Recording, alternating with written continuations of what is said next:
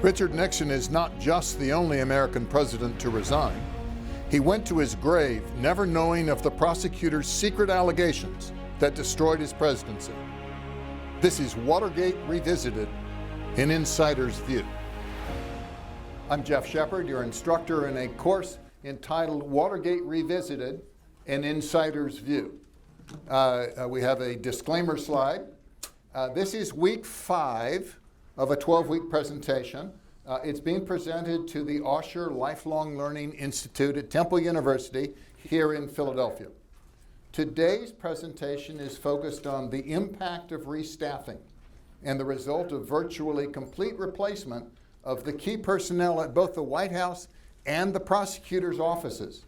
We're also going to pay attention to the White House taping system, which figures so prominently in reviews of Watergate.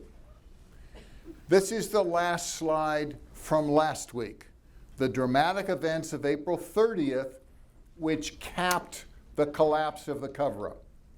Haldeman, Ehrlichman, Dean, and Dick Kleindings, to his Attorney General, all resigned. And while they weren't famous, they were down on the third there, the additional resignations of Bud Krogh and David Young, they were co-plumbers, and Gordy Strachan, who was one of Haldeman's top assistants. President Nixon announced that he would nominate Elliot Richardson to be Attorney General. And in that speech, he said, and I'm giving him the option to appoint a special supervising prosecutor. Those are Nixon's exact words, because he was heralding back to Teapot Dome when they appointed 2 prosecutors. President Nixon announced that he would give Elliot Richardson the opportunity, if he chose, to name a special supervising prosecutor. And this is the pattern that was done in Teapot Dome, which was 50 years before. And what Nixon thought, because Richardson did not want to be AG, and Nixon thought it would be helpful to him to have someone between him and Henry Peterson. We met Henry Peterson before, the career prosecutor who was head of the criminal division at the Department of Justice. And Nixon thought it would be helpful to Elliot to have somebody help him decide who was going to be indicted, because some very senior people on the Republican Party were going to be indicted. So we ended with that last week. Let's take a look at our big 6. These are the 6 key players in Watergate. We go across the top. John Mitchell had resigned back on July 1st and had already been in front of the grand jury. Haldeman and Ehrlichman departed that day, and they, at this point, are entering into an incredible experience being on the wrong side of the criminal justice system. 2 of the most powerful men in the United States, no more. They're going to be dragged in front of the grand jury within 3 or 4 days, and it's all downhill from there. Gordon Liddy is currently in jail. He's serving 4 to 20 for the Watergate break-in. Jeb Magruder has reached a deal, private deal, with the prosecutors to plead to a single felony.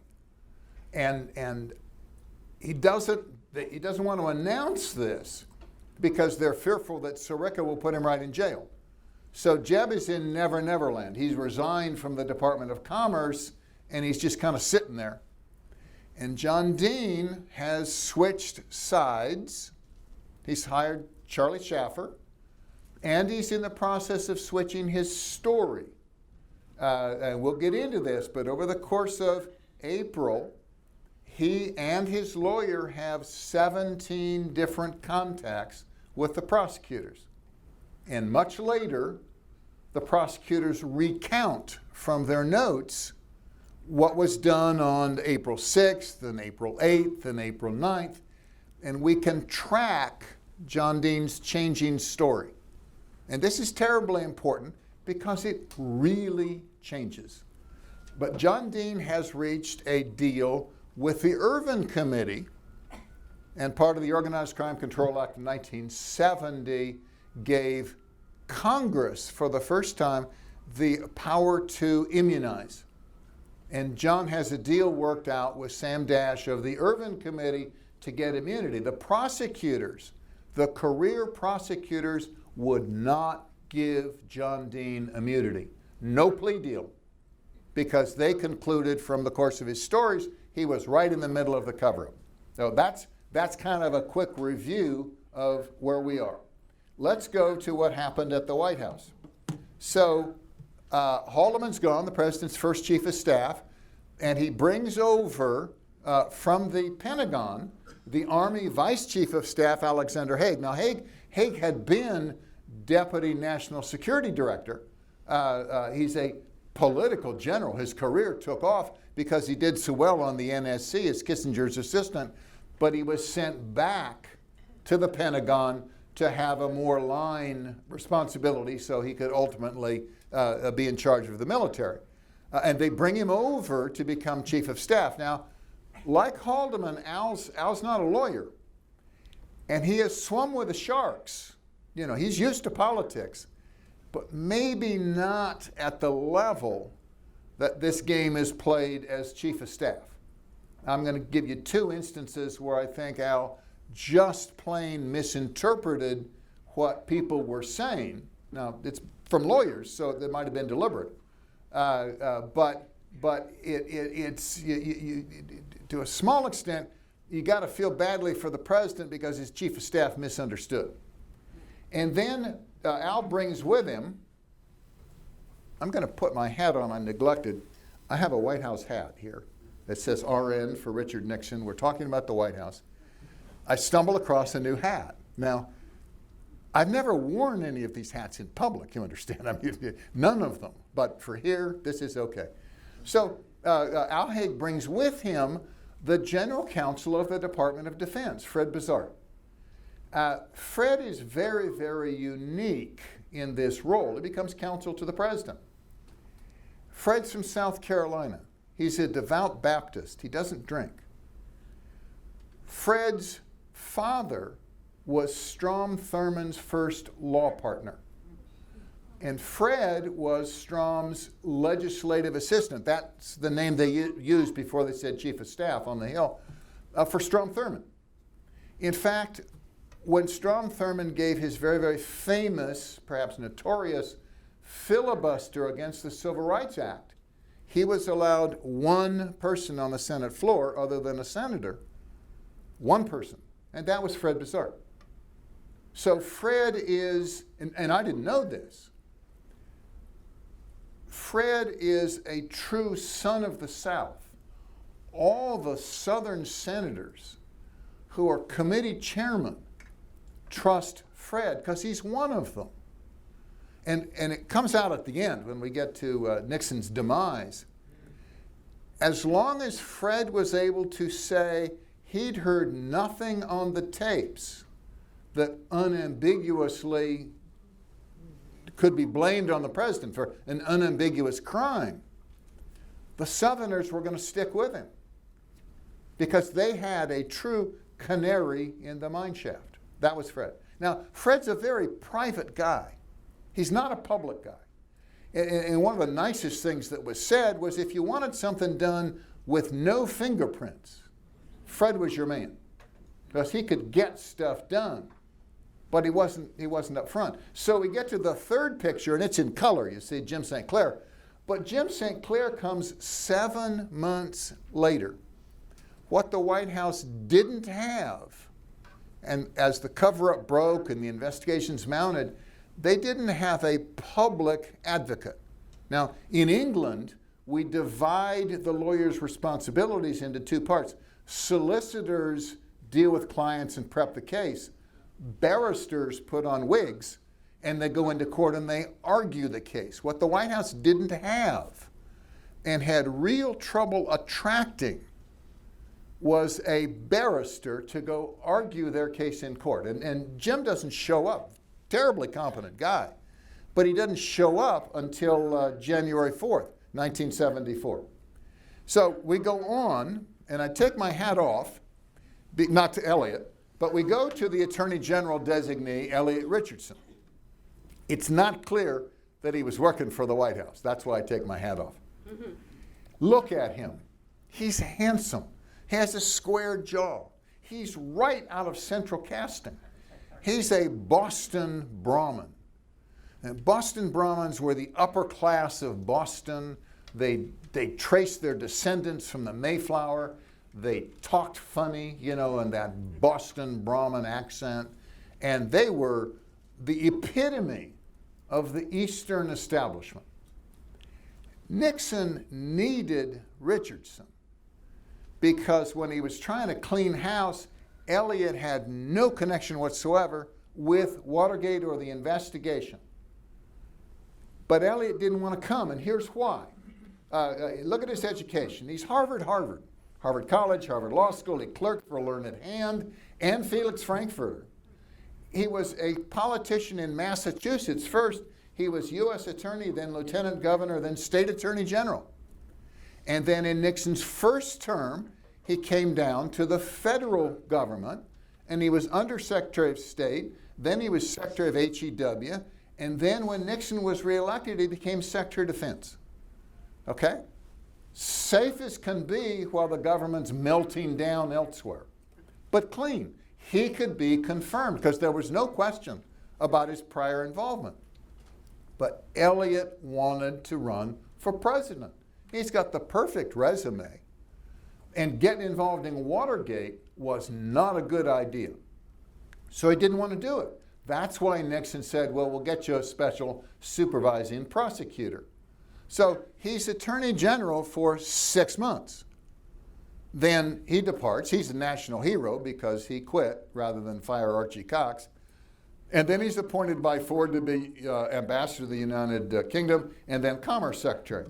So he's one of the great heroes of Watergate. Not in my book, but great hero of Watergate. There's a book that I commend to you where Elliott is a primary figure, but it's a novel. And I showed you the book here. It's called Watergate, a Novel by Thomas Mellon. And that picture in there is the voice part of a phone. That's that design in there, down in the corner. Even though this is a novel, this captures Richardson's personality and motivations. And it's really, I'm not here.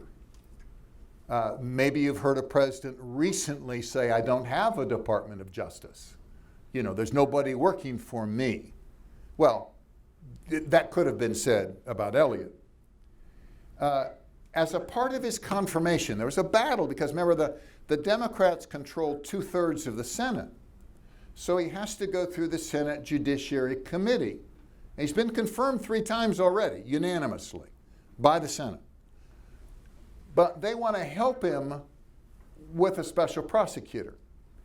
And they start pushing as a condition of his confirmation that he expand the role and the scope and responsibilities of the special prosecutor.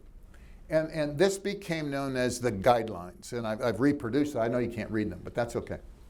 They're very famous, and they're worth some future reviewers' careful scrutiny, because Elliott Richardson gave the farm away in the course of his confirmation. This was not an act of Congress. This was a condition imposed by Senator Kennedy's Senate Judiciary Committee. And at the time this was going through, one of his top guys was a good friend of one of Birch By's top guys, who was my roommate. And he repeated to me that Jim Flug had said what they discovered about Richardson was he wouldn't push back. So they just kept pushing more and more and more for wider jurisdiction, bigger budget, and we end up with the greatest degree of independence under the Attorney General. So you have all the power of investigation and prosecution of the Attorney General, but no supervision whatsoever. And you have, it's in here in a quote, the Attorney General shall not countermand or interfere with the investigation, and there is no limit on budget, staffing, or timetable. Now, we know today the Special Prosecution Force went on for 5 years. We know today that their original budget looked for 92 people. They didn't tell the public that, but that was the original budget they got out of the department. So you have an attorney general, prestigious, but he's not there in connection with the special prosecutor. And then we go to his choice for special prosecutor, who is his former law professor at Harvard, Archie Cox. Now, Cox hires, and we're going to get to slides on these, he hires an all Ivy League team, 92 positions. At their opening press conference, they announced they would investigate every allegation ever made against Nixon from the day he took office. The way they assigned the staff, because they had so many, they'd put him in a bullpen, and they'd say, we'll let you get to work on something when you come up with some issue to be investigated and prosecuted. So we have 5 task forces, but you've got to earn your way onto one of them. So go read all the newspaper articles, go think about it, and come up with something you think we could prosecute.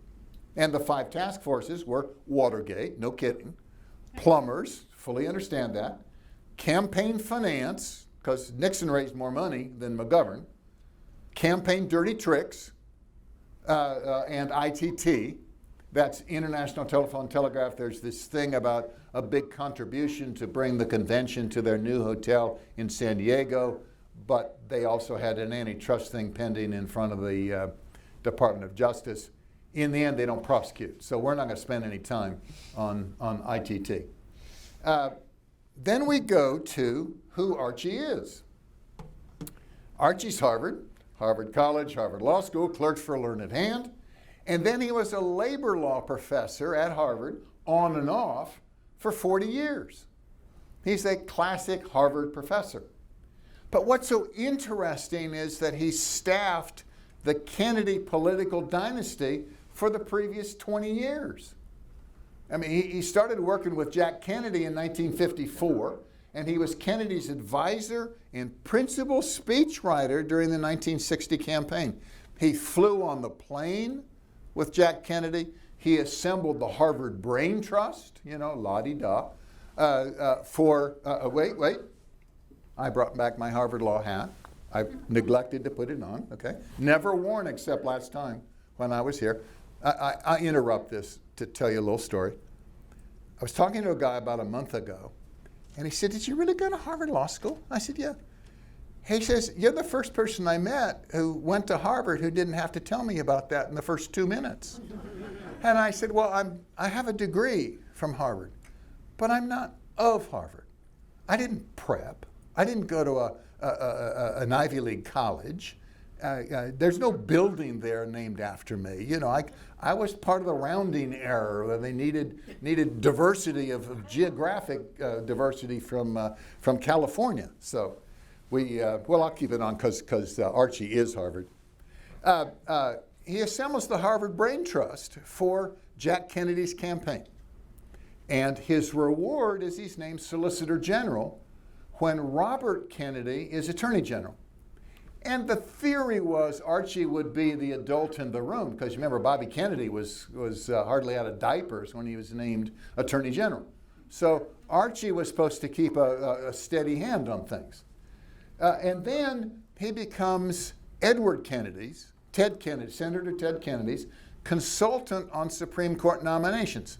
Nixon, member, named 4 in his first term, and Ted Kennedy's emergence from Chappaquiddick was to come out and take the lead against confirmation, and they stopped 2 of them.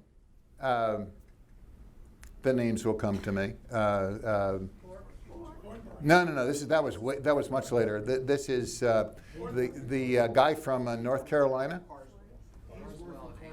Hainsworth first. Carswell second.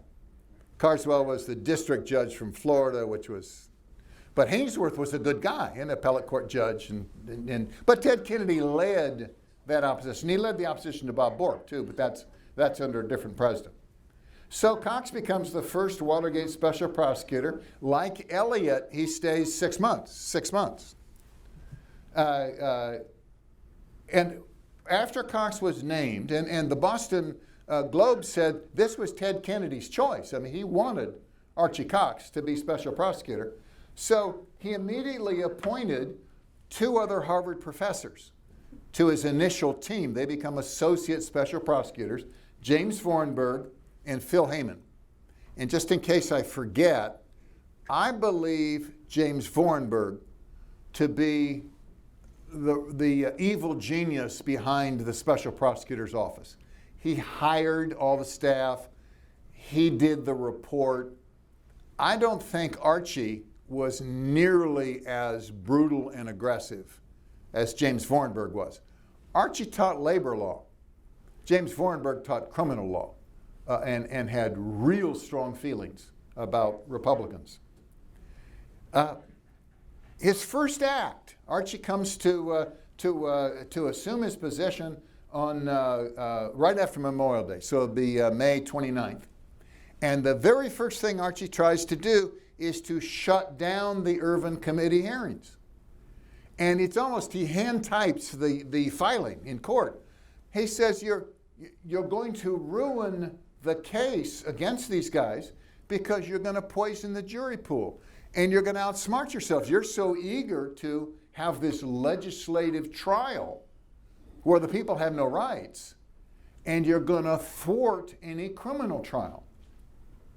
And it doesn't work. Sirica refuses, because remember, Judge Sirica called for a Senate investigation in the first place.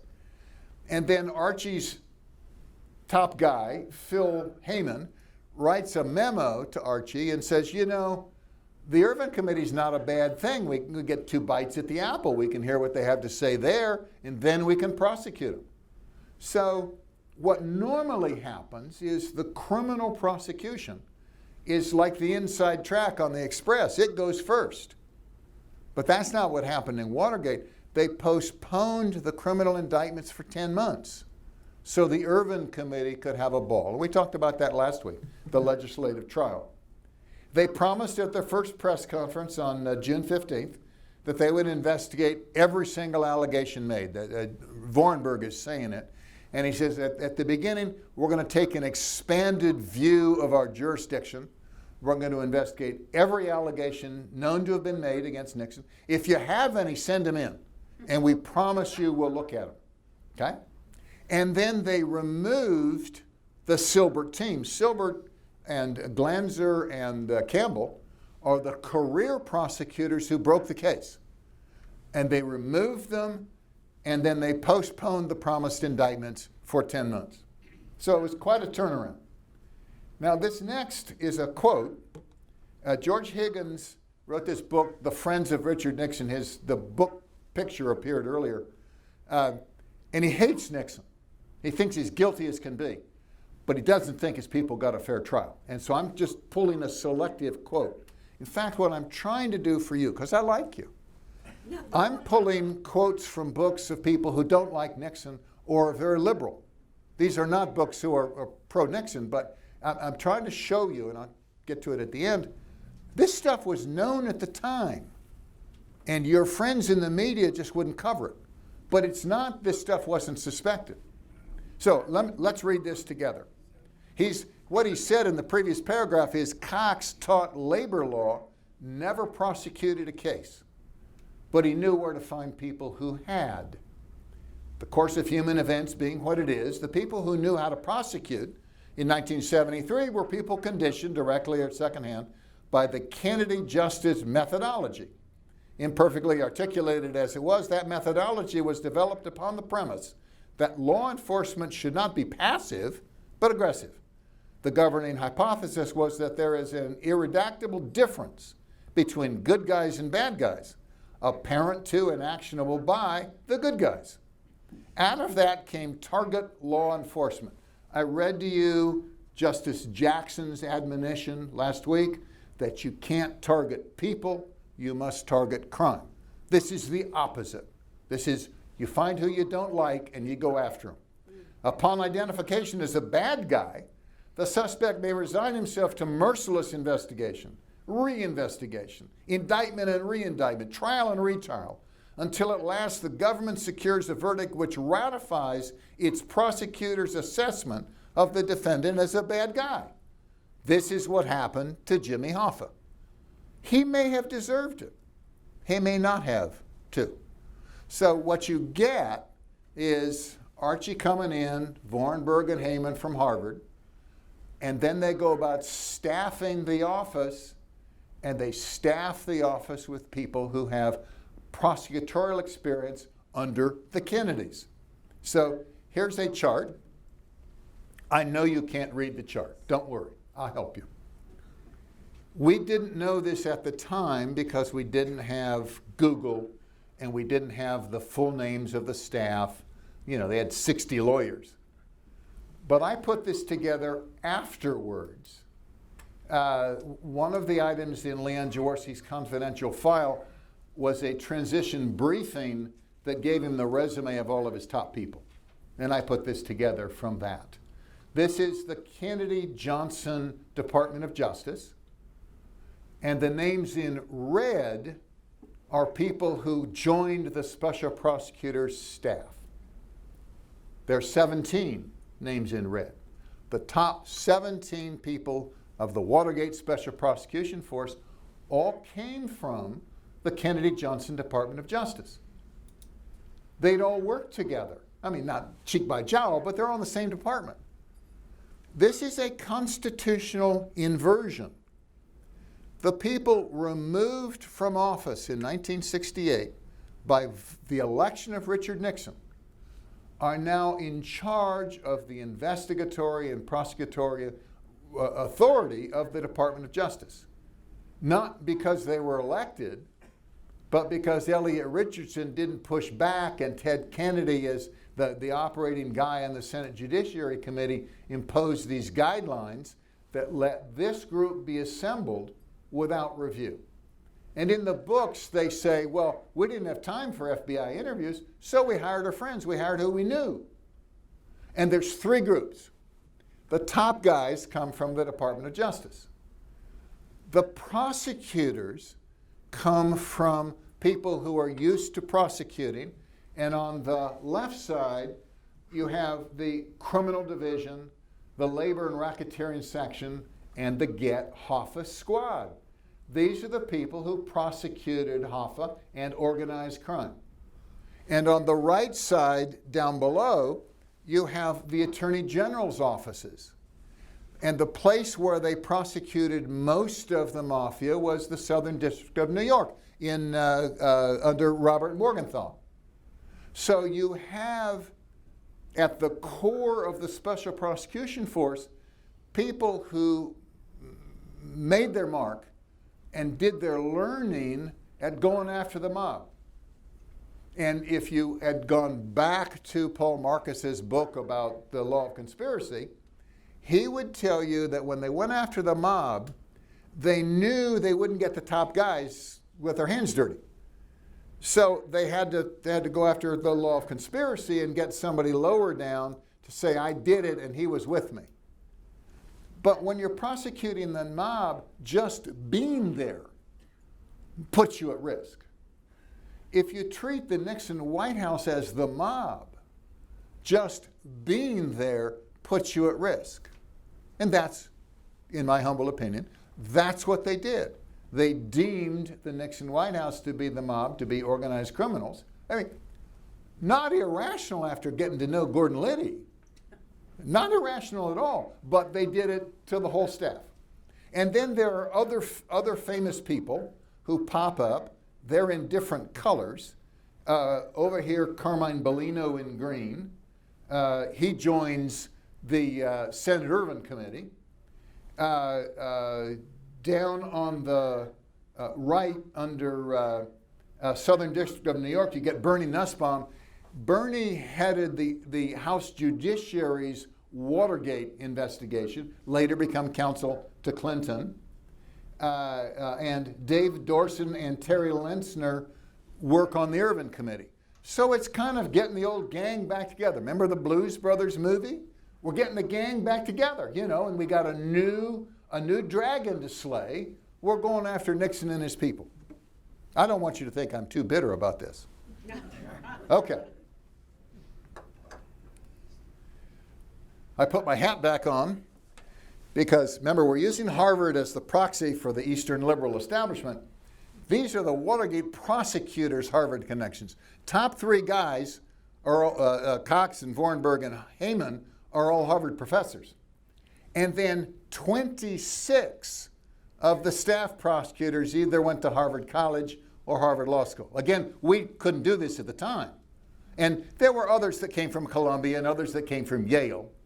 We interrupt this. Do you remember the joke about Yale, that Gorsuch is up for confirmation?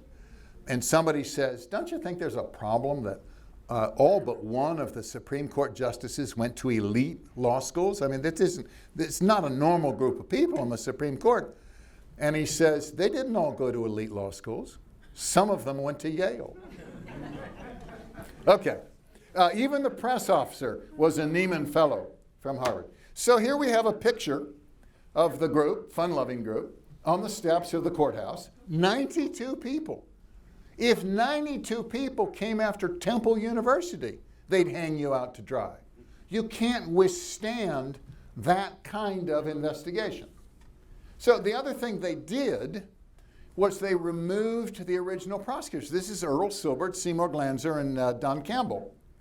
These guys were really knowledgeable. They conducted the original investigation 3 months after the break-in, running 333 FBI agents operating from 51 field offices, developing over 1,800 leads, having more than 1,500 interviews, and spending 14,000 man-hours. The FBI keeps account of these things. Their grand jury held sessions for 125 hours over a period of 35 days, hearing from 50 witnesses. And they summarized their intent to prosecute. Remember, on September 13th, here's what we're going to do. These are the ones we can prove. After we convict them, we'll bring them back in front of the grand jury and go after them again. These were really knowledgeable people. They prosecuted the break-in trial. They got guilty verdicts from everybody. And their post-conviction investigations, bringing Hunt back to the grand jury, caused the cover-up's collapse. When Kennedy was demanding his own prosecutorial team in confirmation of Richardson, they put out, the U.S. attorney in the district put out a press release saying, we've completed the investigation, we broke the case, we will have a comprehensive indictment within 2 months. You don't have to bring in new people, we got this one. They were cast aside. When Cox got named, Silbert submitted an 87-page prosecution summary of all that they had discovered and where they were going, and this was the case. But Cox didn't do that. He didn't want to do that. Vorenberg certainly didn't want to do that. And they picked James Neal from the Get Hoffa squad to sit on Silbert and make sure nobody got indicted. Okay? So the folks are ready to prosecute. The case has been made. I told you we had 60 lawyers on the Special Prosecution's force. 7 dealt with Watergate. The case was solved. The lead prosecutor, James Neal, he leaves for 6 months in the middle of this 10-month delay because there's nothing more to do. But the public thinks these things haven't been done, and so the public's outrage boils while the prosecutor's office investigates everything else. Okay? Silbert's team was formally removed from the case on June 30th and gagged. You cannot talk to the press. You cannot describe what you had done. You are career justice employees. I mean, Earl was principal assistant U.S. attorney. Seymour Glanzer was head of the white-collar crime unit, and Donald Campbell was head of the organized crime unit. Top prosecutors in one of the 3 biggest offices in the United States. Cast out. Don't want you. We've got political lawyers coming in. They're all from Harvard. Earl was from Harvard. Okay. This is back to George Higgins, the friends of Richard Nixon. And there's this delightful quote about Judge Sirica, which we will read. All that was needed to wreck everything the special prosecutor tried to do was some explosion from Sirica. who had, late in life, made a zestful career in the detonation of judicial munitions. He had the best and most important case to date in his hands. That's the cover-up case. And because he did, he had the power to destroy the ultimate case. That's the case against Nixon, if it ever could be made. Gerald Ford would take care of that matter in September, but in June and July, the prosecutors had no way of knowing that. The staff special prosecutors, these are the guys at headquarters, had but one protective device, and that was to keep Sirica happy. To that end, they had but one means, and that was to pursue the defendants with undeniable aggressiveness. The line prosecutors, these are the guys running the task forces. These are the ones that are going to actually try the cases. The line special prosecutors knew this, and they built the fact into their arguments about other cases. Judge Sirica read the papers, talked to clerks, had been known to glance at a news magazine. That's an allusion to Sirica having been named Man of the Year from Time magazine. Where am I? Third line. Thank you. Had demonstrated to universal acceptance his essentially proprietary attitude about all Watergate matters. So his influence on the special prosecutors by reason of his control of the cover-up case was not limited to Jim Neal, who would try that case.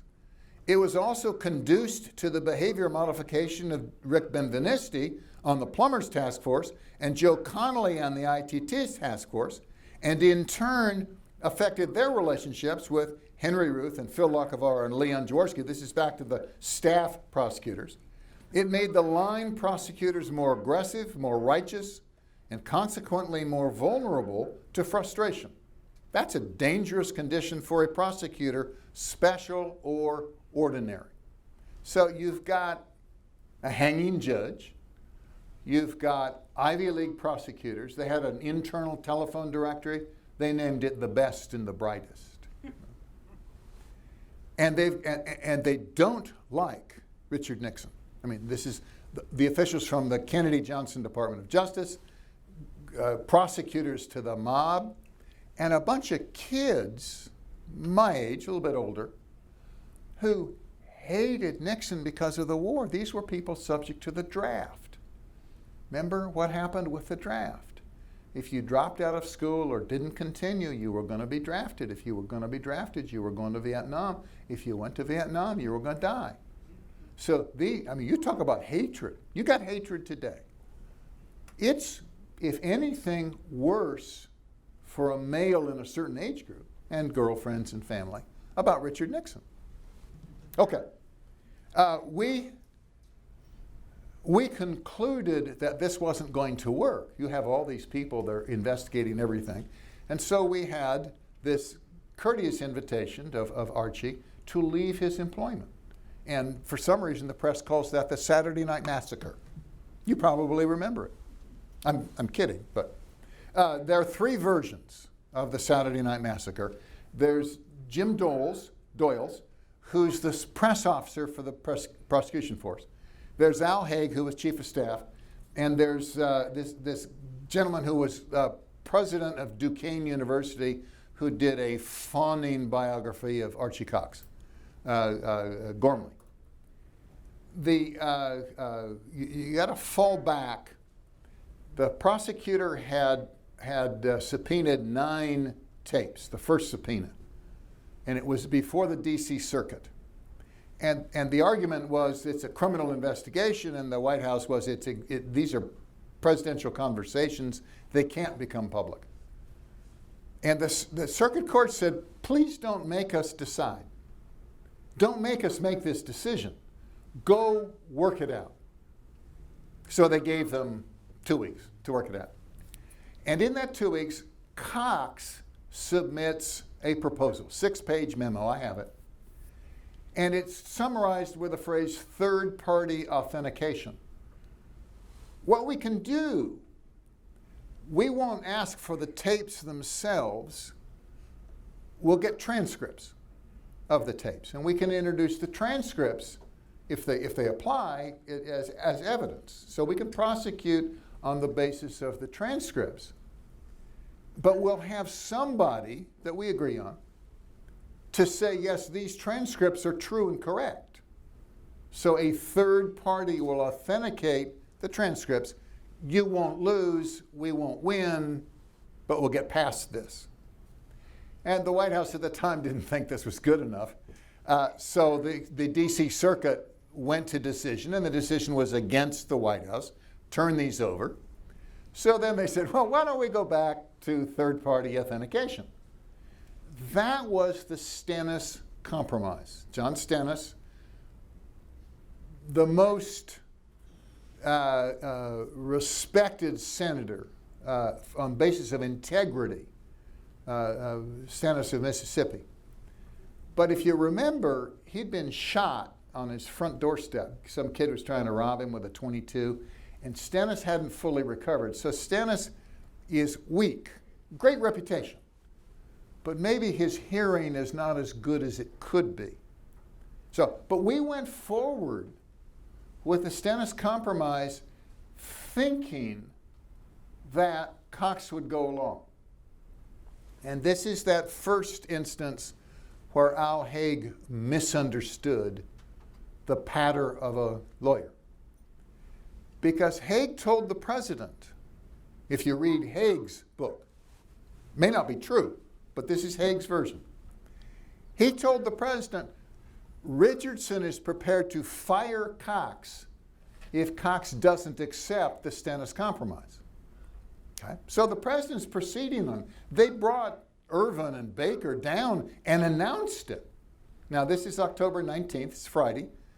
John Dean goes into court that morning and pleads to a single felony. People who try to write the history forget that, because that meant the guy who had done the most damage to the Nixon presidency was getting off with a single felony. They announced the Stennis Compromise, and Cox reneges. And the president's surprised. Now, there's quibbling about the requirement that Cox not ask for more tapes. And Doyle says, as you get down to it, there's all kinds of memos, but the memos are written but not necessarily delivered. So it's very, very hard to sort this out. But at the end of the day, the demand for more tapes, that Cox had to drop his demand for any more tapes, was wiped off. That wasn't on the table. What was on the table was third-party authentication. And Doyle says Cox changed his mind because he was in touch with Anthony, it'll come to me, a reporter from the New York Times. Lake, Anthony Lake, no, it'll come to me. And his daughter, who he talked to on the phone, who was going to law school. And those two convinced him that transcripts weren't good enough, he had to demand the tapes. So the White House has announced the Stennis Compromise. Cox is reneging and goes and has a press conference at the National Press Club and says, you know, this is a question of the rule of law, and it's got to be my way, in our view, my way or the highway. So they called on Richardson. You said if he did this, you were prepared to fire him. And Richardson caves. And Richardson says, well, you know, on balance, I'd rather go with the good guys. So I'd rather resign than do this. And he's allowed to resign. And then Ruckelshaus is brought in at the last minute as Deputy Attorney General, and he doesn't respond fast enough, so he's fired. And then you get Bob Bork, who's Solicitor General, and Bob doesn't think the Special Prosecutor is constitutional anyway, but Bob doesn't want to be involved, and he says, I'll tell you what, I'll fire Cox and then resign because I don't want any part of this. But when you got below the Solicitor General, there's no designated officer. So we would have nobody in charge. So they fire Cox and Ruckelshaus, and Bork does what he's told, says there's no more special prosecution force. We're bringing that back into the Department of Justice under Henry Peterson, the renowned career prosecutor, the guy who helped to break the cover-up. And this was Columbus Day. The White House staff had departed. There was nobody prepared to respond to Cox's press conference. The media went crazy. You may remember Howard K. Smith and the Huntley Brinkley and the guys, Walter Cronkite, came on the TVs and said that we have a dictator. They fired the special prosecutor. We're now in unknown territory. It's like we have a king and we have to stop. And so what followed was a firestorm of protest, and the public naturally went crazy. And so the White House caved. Okay? And they went into court. Monday's a holiday. They went into court on Tuesday and said, we'll turn over the tapes. Now, they'd allowed the time to appeal to the Supreme Court to go by because they were banking on the Stennis Compromise. And you can say, I don't believe it, I don't like it. I mean, you can't fire the prosecutor, fire the head of the FBI. That's obstruction of justice. But if you read Hague's review, Nixon got set up. Nixon got set up by Hague. Hague didn't understand that Richardson wasn't willing to fire Cox. But Cox was fired. Okay, so they agreed to turn over the tapes. Then down to number 8, I think I mentioned this earlier. I had the fun, I didn't give you the exact date, of going over to call on Bob Bork, acting Attorney General, and saying, we need some lawyers. You got 1,000 lawyers over here. You used to do our legal work for us. Now you're not doing it. We need somebody to defend the president. Bob was not welcoming. It was not his warm, loving self. He said, you can hardly expect us to cooperate after what you did. But they let us post notices seeking volunteers in the U.S. Attorney's Office in Virginia, in Washington, D.C., and in the criminal division section. And we got about a dozen prosecutors who wanted to come play. We hired them all. But we had no choice. And they became Jim St. Clair's staff. Okay? Hagues Dilemma, I'm down to number 9 now. Hagues Dilemma, having canned Richardson, we have to attract a new special prosecutor because we agreed it would stay separate and operate independently of the Department of Justice. So when he recruits Leon Jaworski, he pledges to him whatever he asks for. He can have it. Otherwise Jaworski wouldn't have come. So that's the result of the Saturday Night Massacre is not just total annihilation of credibility from the Nixon White House, but this difficulty of trying to attract a new special prosecutor. So in the course of it, Jaworski comes, and your heart has to go out to him to some extent. He's not Ivy League. He's from Texas. He went to Baylor, for God's sakes. Baylor. Waco, Texas.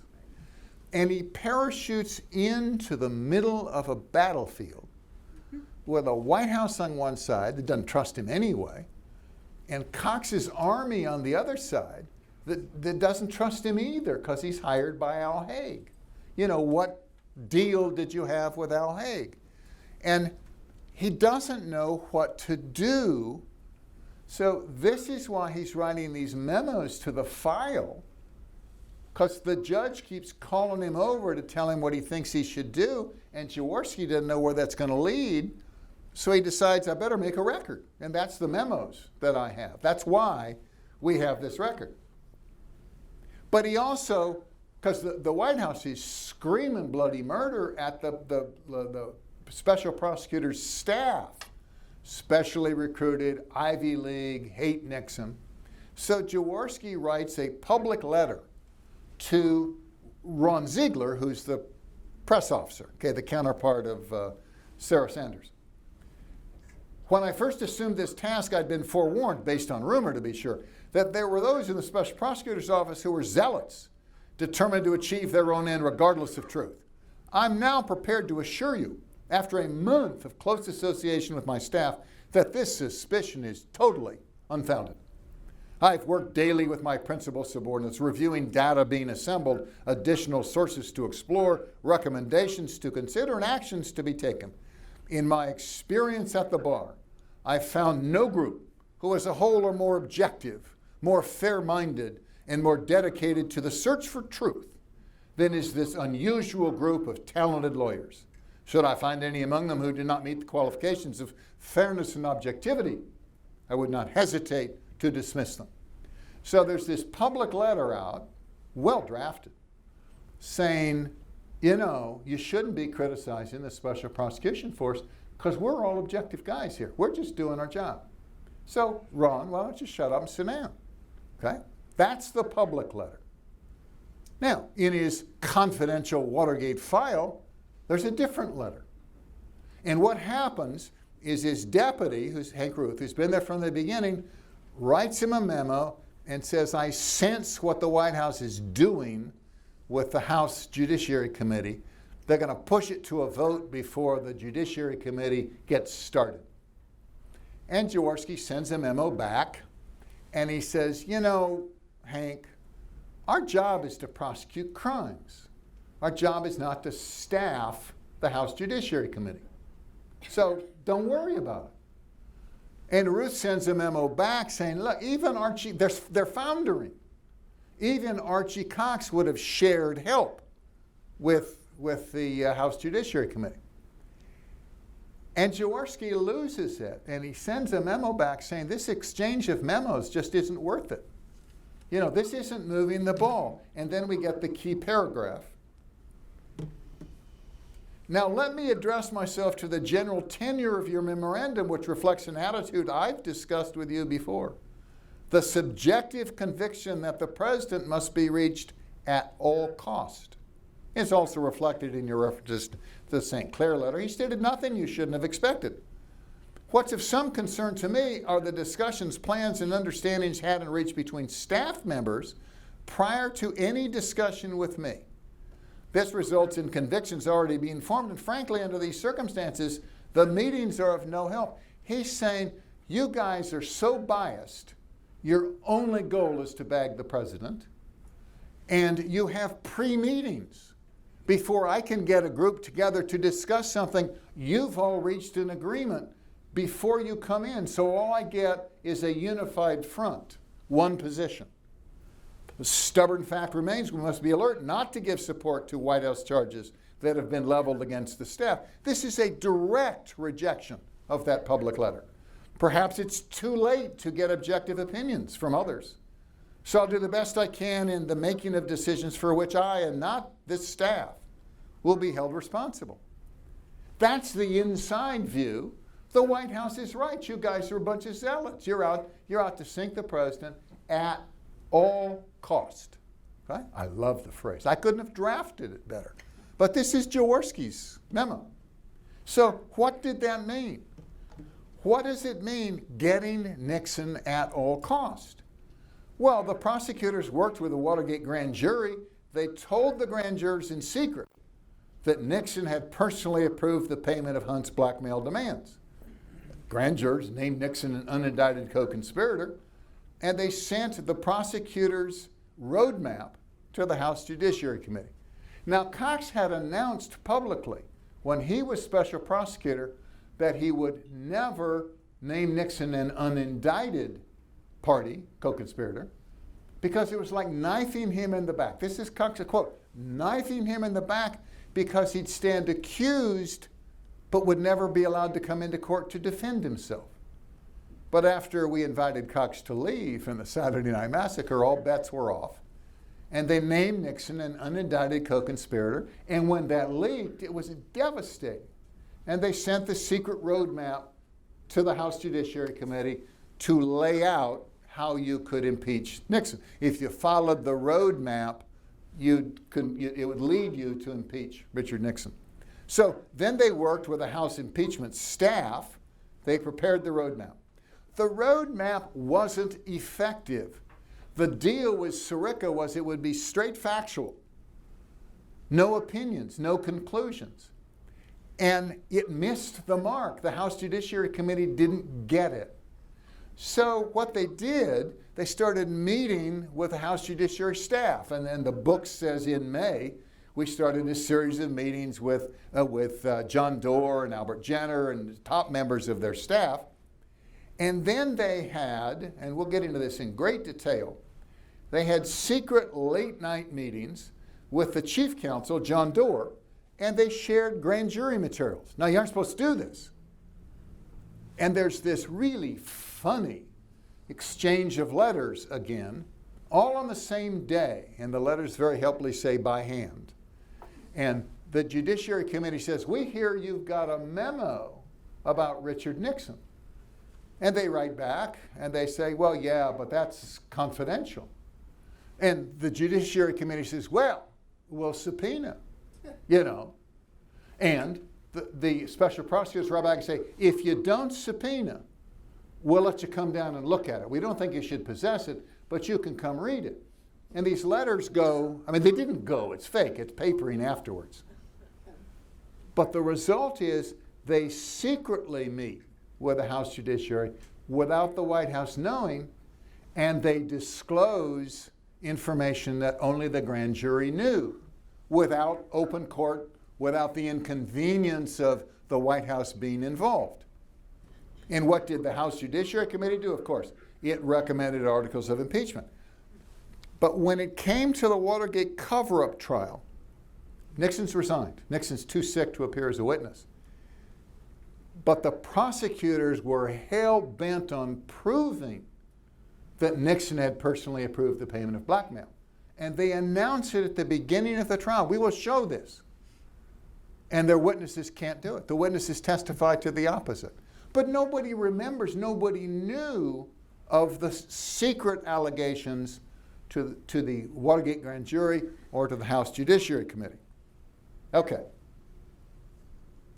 What this is a 4-page memo. There's 2 more pages of this. And I'm going to try to read it, but it's hard. This is the moment when they conclude that Nixon was personally involved. Remember I showed you that week, the week going up to sentencing, and on Wednesday I had the 2 lines in bright red. Dean tells Nixon they're being blackmailed. 10 o'clock that night, the final payment is made to Hunt. When the prosecutors realized that, they did a memo saying, wow, we got him. And this is the memo. The first page is the cover memo, forwarding it to Jaworski. And the next page explains the conspiracy. And I'm reading from the 3rd paragraph. And for me to make this make sense, I'm going to give you the names instead of the alphabetical letters.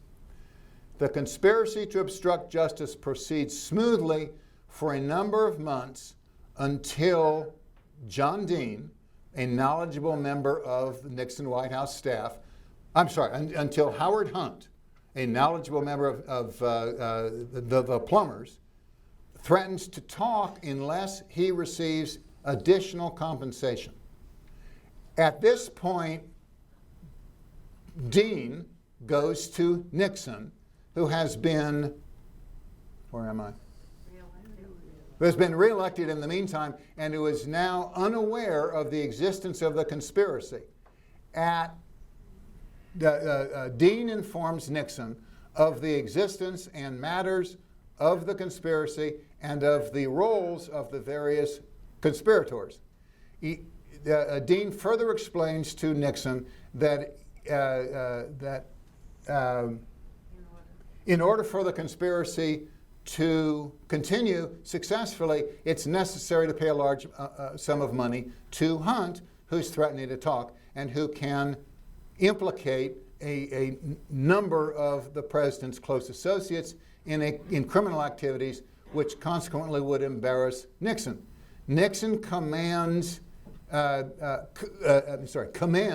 Dean on his efforts to prevent the scandal from affecting the outcome of the election, but agrees that a new plan is needed to deal with the situation and the future, and it does not come to rest at the president's doorsteps. Nixon also states he does not want any, and then we go to the next. criminal liability for his close associates, and agrees with Dean that the payment should be made to Hunt to buy time until a new plan can be formulated to meet the desired objectives. Finally, Nixon directs Dean to meet with Hunt and certain members of the plumbers for the purpose of discussing how certain members of the Nixon staff how this should be handled. Shortly thereafter, the payment's made, and upon instructions from, I think this is Fred LaRue, and the meeting ordered by the president takes place. It's a little hard to read up here. But this lays out what the prosecutors have concluded. Nixon learns about the conspiracy, tells Dean and Haldeman, tell Mitchell to pay Hunt, and he's paid that night. And they're so excited with this. This is what they present to the grand jury. The difficulty is they turn out they can't prove it in court. Now, we're going to switch topics, okay?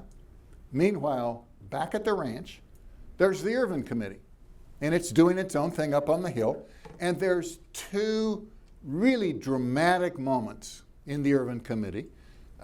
Dean's dramatic testimony starting on June 25th. Sam Dash in his book says, I didn't ask him any questions because I'd helped him to draft the testimony. So you have a situation where Sam has worked this all out in advance with John Dean. Remember, Dean comes on in the afternoon, reads a 240-page presentation that was never circulated to anybody else, and the hearing is concluded so nobody can ask questions or attack. It's carefully orchestrated. The appearance is carefully orchestrated by Charlie Schaffer. Dean sits alone at the witness table. His lawyers sit back. Mo is off the left shoulder, looking concerned. And if you read the 240 pages, he doesn't make an accusation against Nixon. He's under oath. So the money question comes from Dash, and Dash says, I take it roughly. I take it you believe the president knew more than he was letting on.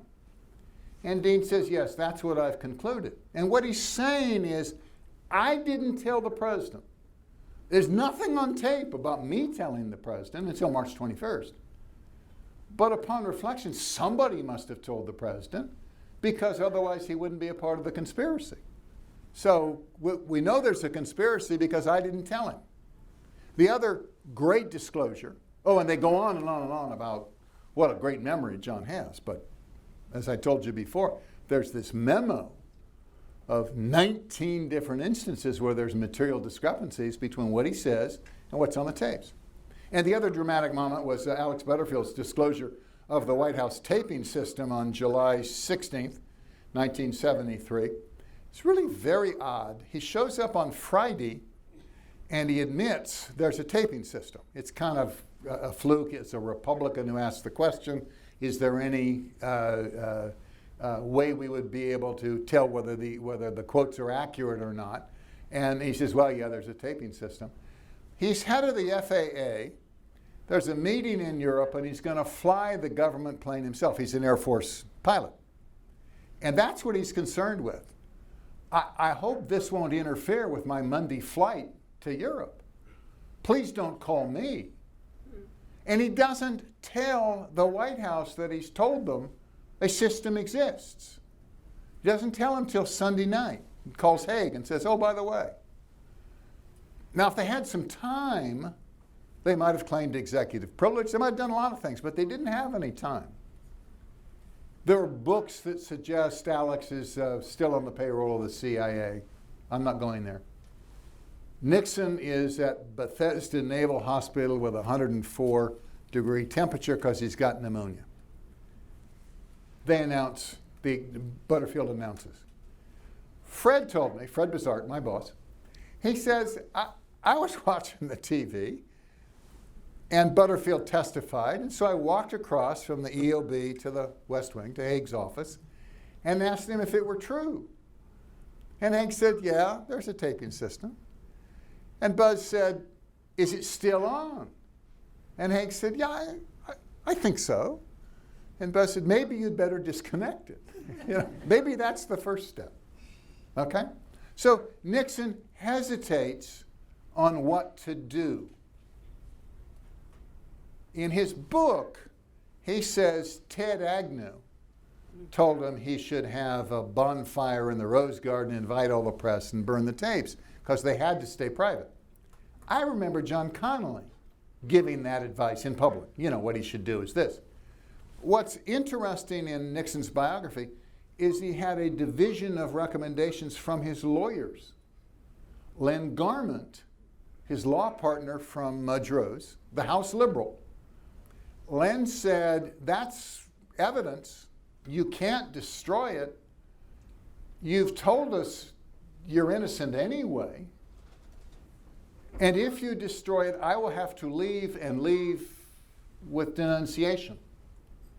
And Bazard, who's his counsel on this, Bazard says, you gotta be kidding. They're gonna come out. You better move quick, because they're not under subpoena yet. Nixon hesitates. Both the special prosecutors and the Irvin Committee subpoenas hit on June 23rd. We're going over, let me see what else I have. Someone asked, why didn't you guys attack Dean? Why didn't you try to denounce him? And what we sent to the Congress when Dean appeared to testify before the Irvin Committee was this long memo about everything Dean had done. And it's really interesting. The Republicans wouldn't touch it. They wouldn't ask a single question we suggested. They gave the memo to Montoya from New Mexico, and he just went down and said, well, there's this question, and Dean would say, well, that's a bad question. Okay, there's this question. There was no cross-examination, no push. It was a flop because the committee had no interest in undermining their top guy. So this is the last slide. That resulted in the legal battle for the White House tapes. It went on for a full year because everybody thought the tapes would be the answer. So I've concluded, not too far off. I have two things to say about follow-up on Q&A. First, there was a lady in the back, it's going to be on the exam, who said, look, you say the smoking gun wasn't to stop the investigation, to protect the perpetrators, but to prevent the disclosure of prominent Democrat names. And that's obstruction anyway, regardless of what the purpose was. And I said, without fear of contradiction, it's a question of intent. If that's what you were doing, you weren't intending to interfere with the investigation. And I've come across two people who say the opposite. So because I'm fair and I'm objective, here are the quotes. This is from the Special Prosecutors book, Stonewall. It's extremely rare for a defendant in any type of case to confess guilt under cross-examination. Haldeman did no less than that. Part of the conspiracy charge in the indictment was defrauding the U.S. through the misuse of the CIA and the FBI. In defending his actions, Haldeman admitted he'd sought to manipulate the CIA for political reasons to avoid the embarrassment to secret financial contributions, in the same breath in which he denied manipulating the CIA to cover up responsibility for the Watergate bugging. However dubious this explanation, Haldeman could not escape the fact he was admitting to an obstruction of justice. Okay? That's her point of view. Sirica says the same thing. He's wrong, but he said the same thing. The most incriminating incident of all, the ordering of Walters of the CIA to call the FBI off on its investigation of the money trail, Haldeman tried to explain as stemming from a political concern about the origins of that contribution. So I'm not saying I'm wrong. I'm not saying the lady's better or right. There's a different point of view, and that's okay. We're not doing this one. We're going to come over here because I had more follow-up. I promised to follow up. You remember I was upset? I'm going to go back one, so we're back on the Q&A slide. Okay. About the IRS audits. John Dean says we got 12. Turns out to be 17 people on our list. And the prosecutor investigated that and Larry O'Brien. They didn't say if the audits occurred. It's one of the strangest write-ups I've ever read. But I was doing research on a future presentation on the plumbers. Okay, the plumbers was the break into Ellsberg's office. And it's followed, the plumbers prosecution is followed by the church committee, which exposes massive FBI and CIA investigations stretching back to 1936. And if you look at their report, they say, you know, under Jack Kennedy, there was this thing called the Ideological Organization Audit Program. Ideological Organization Audit Program. And they audited 10,000 returns of people who had contributed to conservative causes. 10,000 audits under Kennedy. Now, it's not in the paper. You know, that's not public stuff. But you sit there and say, wow, you know, when you get one-sided news coverage. Okay, we'll go to questions. Questions? Ma'am in the back. So at one point today you said that they were going to prosecute on one set of charges and then bring them back before the grand jury for others. What is the logic of not bundling all of the cases? It seems like a waste of resources to have witnesses coming back and forth. Well, there's two parts of the question. You said they're going to convict and then bring them back in front of the grand jury. Why wouldn't you try everybody at the same time? And it's really a two-part question, if I may. The theory on the break-in, where Hunt and Liddy were supervising the break-in, was they're lying. They're not telling us who was telling them to do it. And the way we're going to get them, we're going to convict them. They're going to be looking at a long jail term, and they may decide to become more cooperative. So they didn't know anything further. Silbert says, we're indicting we can prove. We'll then see if their story changes. But that's separate from your question, why didn't they do all this at once? And that's a really interesting question because the special prosecutor appointed 5 task forces. And this is like, George Higgins puts this, I didn't bring the quote, this is like painting a bullseye on specific people. And the members of each task force were in competition to nail people. And the people they wanted to nail were the top people. They didn't want the underlings. You know, get Shepard, don't get the people in his audience. So each major player, Mitchell, Haldeman, and Ehrlichman, was pursued by at least 2 separate task forces. And this must have been interesting times for them. But Mitchell is pursued in the Vesco case for an illegal campaign contribution and the cover-up case. Haldeman is pursued in the townhouse, and we'll get to what that was, but that was fundraising for the 1970 midterms and the conspiracy case. And Ehrlichman is pursued both for the plumbers and the conspiracy case. So they're having to defend themselves not just in the big center case, but peripheral cases where the prosecutors are terribly eager to make their mark by bagging the big guys. More? Sir. Whatever happened to that Silbert memo that was put aside? The question is, what happened to the Silbert memo? There are 3 Silbert memos. One is September 13th, before they indict the break-in guys. We're going to indict the people we can prove. We'll see if they change their story. One is written in June to Archie Cox, 87 pages. Here's where we are. Here's what we would do.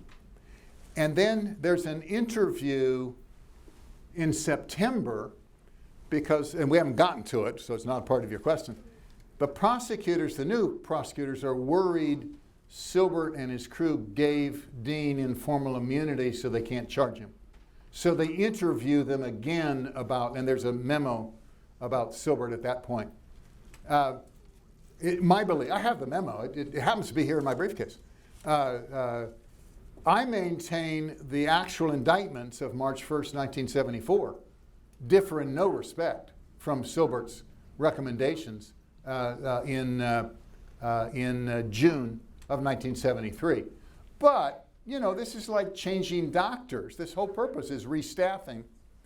This is like changing doctors, and the new doctor says, well, I understand Bob concluded this. I think we need to run those tests again because I want to satisfy myself. And it was convenient for them to do that because they had all the time in the world. Ma'am. Correct me if I'm wrong. I think you said that the special prosecutors wanted to please Sirica, the judge. I said that. I'm sorry.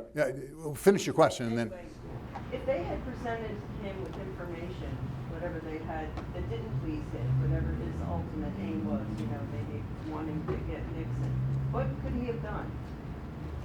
What if the special prosecutors had come to Sirica and said, you know, we don't agree with your objective?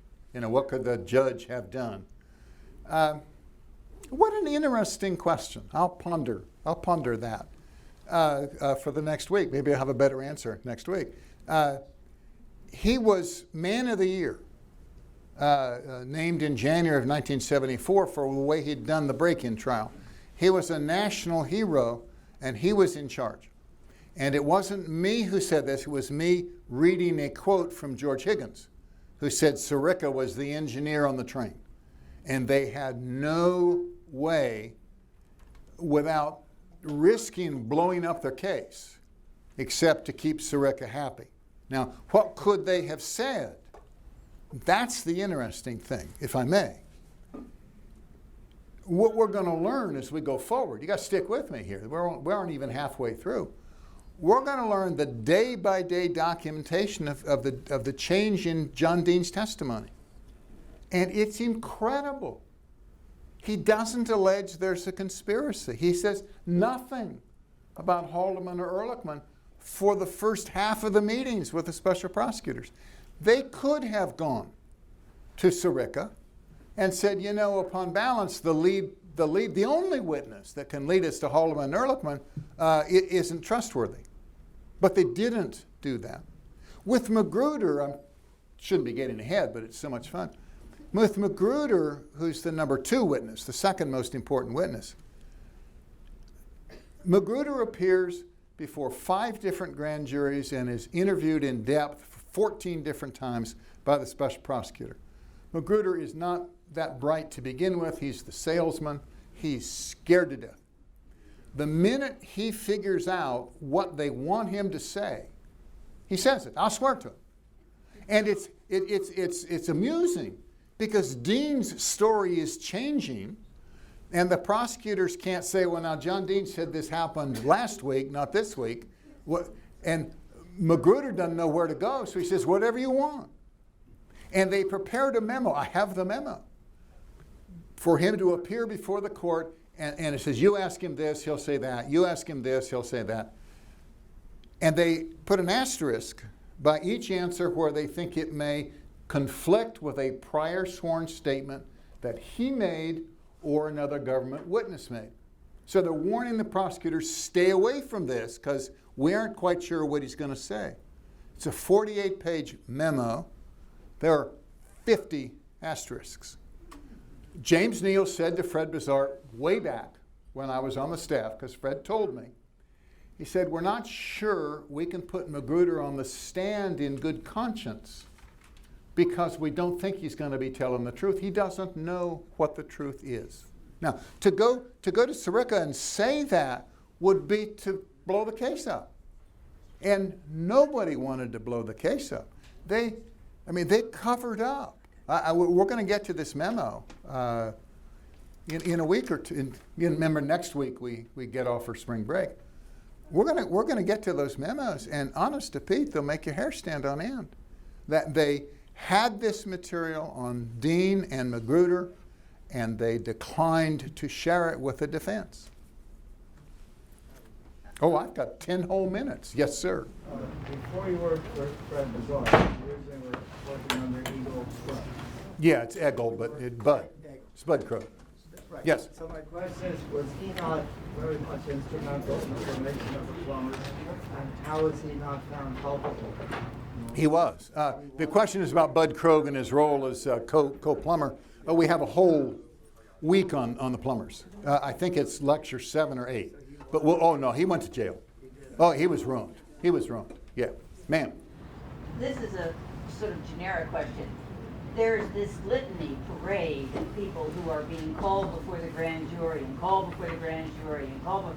Who's paying the freight for all of these people to have attorneys and to have a strategy, and who's in charge of all Yeah. the peripheral? The question is, what kind of star chamber is the grand jury, and what do you do when you're called? Who's paying? You're paying, and you're terrified. I did a paragraph once. I can't find it, but I did a paragraph.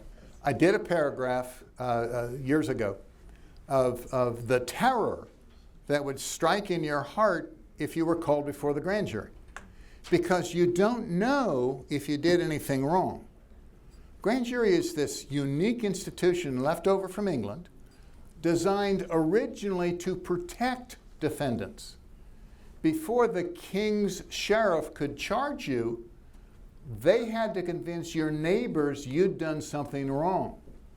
And now that's turned into an investigatory tool. Your lawyer can't go in. You have prosecutors who know how to ask trick questions and trip you up on something so they can charge perjury later. John Ehrlichman is released from the staff on April 30th. He's called before the grand jury on May 4th, and they asked 2,000 questions. And he kept saying, I don't know. I'm not your best witness. I don't have my materials, you know. And then they indicted him for saying, I don't know. Because on one of the tapes, when they're going over what they're going to say, he said, well, you know, you can say you don't remember. So they play that in court, and then they say, we've indicted him for saying I don't remember. It's a terror event. None of these people had any money. I mean, and you don't know what you're protecting yourself from because you don't know where the investigation's going. But you're right. What happens to and there's a memo from Phil Heyman saying, listen, if you have any thought about a person being a witness, call them in front of the grand jury.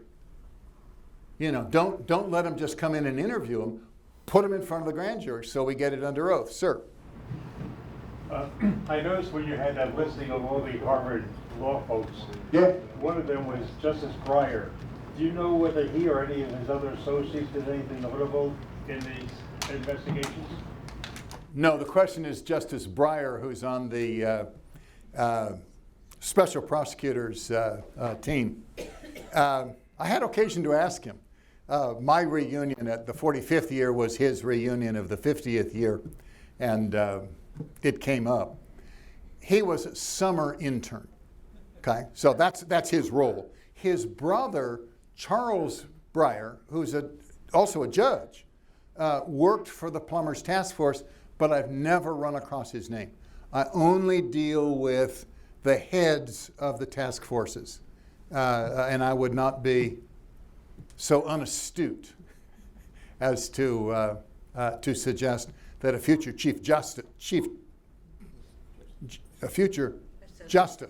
associate justice, might have done something wrong. Sir. Can you take the Fifth Amendment before the grand jury? Yes, you certainly can. No, wait, unless you're given immunity. That was the deal with Hunt. We're going to convict you of the break-in, give you immunity from everything else, and haul you back in, and you can't take the Fifth. And that's what they did with Richard Nixon. Richard Nixon had resigned, been pardoned, was too sick to testify, and they decided, we'll get him. We'll take 2 grand jurors out to San Clemente in July of 1975, and we'll put him under oath, and we'll ask him questions, and he can only do one of 2 things. He can lie, and we'll get him on perjury, or he can sell out his staff, because he's got to tell the truth. He's been pardoned. You get 1 comment.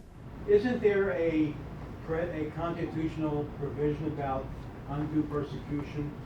Yeah, but it's very, very hard to enforce. And I'm in that. I have a petition in front of the district court seeking to unseal these grand jury transcripts. And the difficulty for someone in my shoes is if the prosecutor is doing wrong, we're bringing Mary in, and Mary's going to lie to you, but we got it on record, so listen to these questions very carefully. That part is not on the transcript. What they say, if they're doing what I think they're doing, they say, okay, we're going back on the record, let's bring Mary in. Mary leaves, and they say, you know, we don't believe her. And there's massive potential for prosecutorial abuse, but you can't get to it because grand jury information has to stay secret forever. Now, there's a petition to try to unseal it. We'll see. The 11th Circuit just last week issued an opinion that said judges have the inherent power for historic reasons to unseal grand jury testimony. Now, we'll see where this goes. Sir? By 1973, Vietnam was unraveling. Over. Well, yeah. Was the Nixon response to the Vietnam issues coloring their ability to respond to Watergate and the White House's ability to deal with Watergate because of the distraction of dealing with Vietnam? No. The question was, did the working on ending the Vietnam War peace with honor, was Nixon distracted from the ability to deal with Watergate? And the answer truly is no, not at all. That was an NSC responsibility, and it was handled with great care and attention, but that had nothing to do with the plumbers or the Watergate investigations or the wrongdoing, which was so clearly undertaken by White House and former White House employees. He did end the war. Before the re-election, they were down to 250 people. You could say, I say at the end, that he may have been the last casualty of the Vietnam War, but you could not claim that he was distracted. Now, last question? You get graded. Okay, next week's going to be fun. It's the twin attack of indictment and impeachment. It's how do we get Richard Nixon? Forget his staff. That memo that I read, you know, Dick signed in on May 21st. How do we get him? And it's really fun to watch it unwind. I hope you come back. Thank you.